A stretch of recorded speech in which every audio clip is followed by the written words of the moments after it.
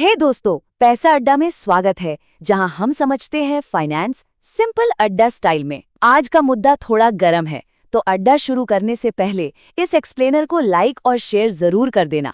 और हाँ, चैनल को सब्सक्राइब करना बिल्कुल मत भूलना। यार भास्कर, ये मैं न्यूज में क्या देख रहा हूँ? इंडिया का जीडीपी एस्टीमेट गिर गया। मतलब इकोनॉमी डूब रही है क्या? ये हो क्या रहा है? अरे चिल चिल, इकोनॉमी डूब नहीं रही है, सीन थोड़ा अलग है। ऐसा समझ ले कि नंबर नहीं बदला, नंबर को गिनने का तरीका बदल गया है। हाँ, जीडीपी तो पता है, पर ये गिनने का तरीका बदल गया, इसका क्या मतलब हुआ? ओके, चल इसको आराम से समझते हैं। सबसे पहले ये समझते हैं कि जीडीपी है क्या। देख, जीडीपी यानी ग्रॉस डोमेस्टिक प्रोडक्ट, बिल्कुल सिंपल भाषा में एक साल में अपने देश में जितना भी सामान बनता है और जितनी सर्विसेज दी जाती हैं, उनकी टोटल वैल्यू होती है। ये किसी भी देश की इकोनॉमिक हेल्थ का सबसे कॉमन इंडिकेटर है। हाँ, तो देख, जीडीपी को समझने के दो तरीके हैं, नॉमिनल और रियल। जैसा तू स्क्रीन पर देख सकता है, नॉमिनल जीडीपी आज के प्राइसेस पर चलता है, इसलिए इसमें महंगाई यानी इन्फ्लेशन का असर भी जुड़ा होता है। लेकिन रियल जीडीपी वो एक बेस ईयर के कांस्टेंट प्राइसेस यूज करता है, महंगाई को साइड में रखकर। इससे पता चलता है कि असली ग्रोथ कितनी हुई प्रोडक्शन में। और बस यही है पूरा गेम। सरकार ने जीडीपी कैलकुलेट करने का ये बेस ईयर ही अपडेट कर दिया है।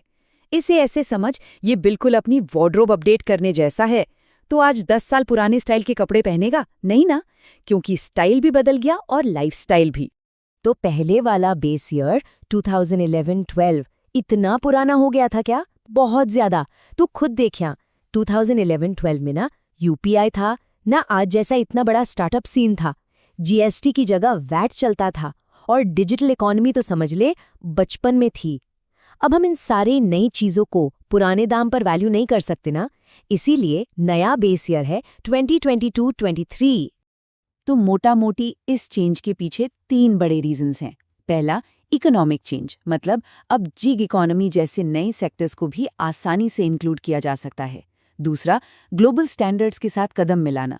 और तीसरा, बेटर डेटा का इस्तेमाल, जैसे कि जीएसटी और डिजिटल पेमेंट से मिला हुआ डेटा। और हाँ, 2022-23 इसलिए चुना गया क्योंकि पैंडेमिक के बाद ये सबसे नॉर्मल साल माना जा रहा है। और सिर्फ बेस ईयर ही नहीं बदला, कैलकुलेशन का तरीका भी स्मार्ट हो गया है। सोच, अब इन्फ्लेशन को एडजस्ट करने के लिए 260 से भी ज्यादा चीजों के दाम देखे जाते हैं। डबल डिफ्लेशन जैसी नई टेक्निक्स यूज हो रही हैं, जो प्रोडक्शन और रॉ मटेरियल दोनों की कीमतों को ठीक से एडजस्ट करती हैं। और सप्लाई एंड यूज टेबल से ये चेक करते हैं कि जितना सामान बना उतना ही यूज हुआ, कोई गड़बड़ ना हो। बेसिकली ये इकोनॉमी को नापने के लिए एक ज्यादा एक्यूरेट, एकदम नया रूलर है। तो अब आते हैं तेरे पहले सवाल पर।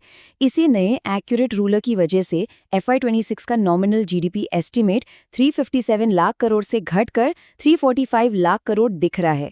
हाँ, मानता हूँ नंबर छोटा लग रहा है, लेकिन ये इसलिए है क्योंकि हमारा स्टार्टिंग पॉइंट अब ज्यादा रियलिस्टिक है, ज्यादा सच्चा है। लेकिन सबसे जरूरी बात, असली ग्रोथ अभी भी सॉलिड है।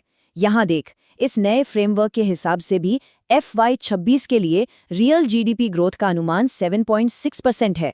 पता है पिछले साल कितना था? 7.1%। मतलब इकोनॉमी की रफ्तार असली में बढ़ी है। ये है गुड न्यूज। ठीक है भास्कर, सब समझ गया। पर इस सब से हम आम लोगों को, मुझे क्या फर्क पड़ता है? अरे बहुत अच्छा सवाल है। देख, ये जो एक्यूरेट डेटा है ना, इससे सरकार को किसानों और छोटे बिजनेसेस के लिए बेहतर पॉलिसीज बनाने में मदद मिलती है।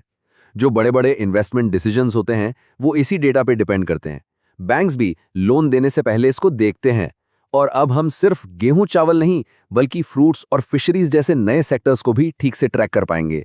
तो बस एक चीज याद रखना, इकोनॉमी छोटी नहीं हुई है, बस उसकी एक ज्यादा सच्ची तस्वीर सामने आई है। तो ये था इंडिया के नए जीडीपी फॉर्मूला का पूरा हिसाब किताब, फाइनेंस सिंपल अड्डा स्टाइल। हाँ यार, अब जाकर पूरा मामला क्लियर हुआ। ऐसे ही सिंपल एक्सप्लेनेशंस के लिए पैसा अड्डा को सब्सक्राइब तो करना ही पड़ेगा। जरूर मिलते हैं अगले अड्डा पे।